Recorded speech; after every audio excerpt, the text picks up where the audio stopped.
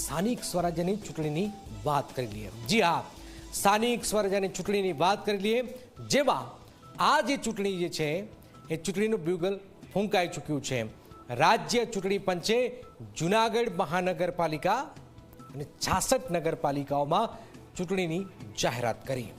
આ તમામ જગ્યાએ 16મી ફેબ્રુઆરીએ મતદાન, 18મીએ મતગણતરી। ફરીથી આપણે કહું, 16મીએ મતદાન, 18મીએ પરિણામ। આ વિસ્તારોમાં આચારસંહિતા આજથી જ અમલ થઈ ગયો છે। મહાનગરપાલિકા અને નગરપાલિકાની સામાન્ય ચૂંટણીની સાથે જ કઠલાલ, કપડવંજ, ગાંધીનગર તાલુકા પંચાયતની સામાન્ય ચૂંટણી પણ થશે, જ્યારે બોટાદ, વાંકાનેર નગરપાલિકાની મધ્ય સત્ર ચૂંટણીની પણ જાહેરાત કરવામાં આવેલી છે। જાહેરનામાનું પ્રસિદ્ધિકરણની તારીખ 27/1/25। ઉમેદવારી પત્ર ભરવા માટે છેલ્લી તારીખ 1/2/2025। ઉમેદવારી પત્રોની ચકાસણી 3/2/25। ઉમેદવારી પત્ર પાછી ખેંચી લેવા માટેની છેલ્લી તારીખ 4/2/2025। મતદાનની તારીખ 16/2/2025 રવિવારે અને સવારના 7 વાગ્યાથી સાંજે 6 વાગ્યા સુધી, અને મતગણતરી તારીખ 18/2/25। ચૂંટણી પ્રક્રિયા પૂર્ણ થવાની તારીખ 21/2/2025।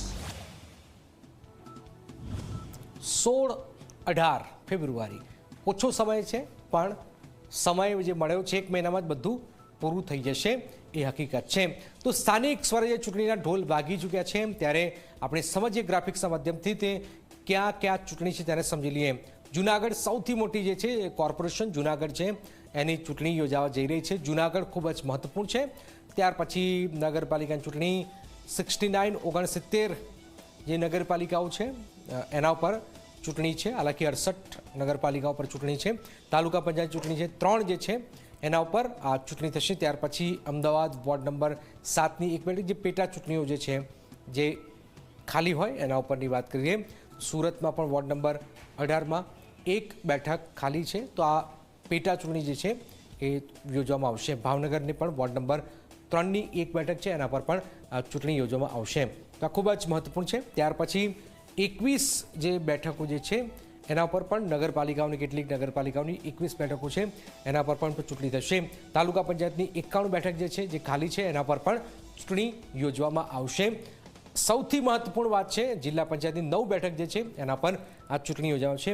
27% ઓબીસી અનામતનું અહીંયા અમલીકરણ છે, આ સમજવાનું છે। પહેલી વાર 27 ઓબીસી જે મળ્યું છે, કપડવંજ તાલુકા પંચાયત ખેડા જિલ્લાનું આ પણ રહેશે। કઠલાલ તાલુકા પંચાયતની પણ ચૂંટણી રહેશે, તો તાલુકા પંચાયત જે છે એની, અને ત્યાર પછી ગાંધીનગરની પણ જે છે તાલુકા પંચાયત એની પણ ચૂંટણી યોજાવા જઈ રહી છે, તો આ ખૂબ જ મહત્વપૂર્ણ છે।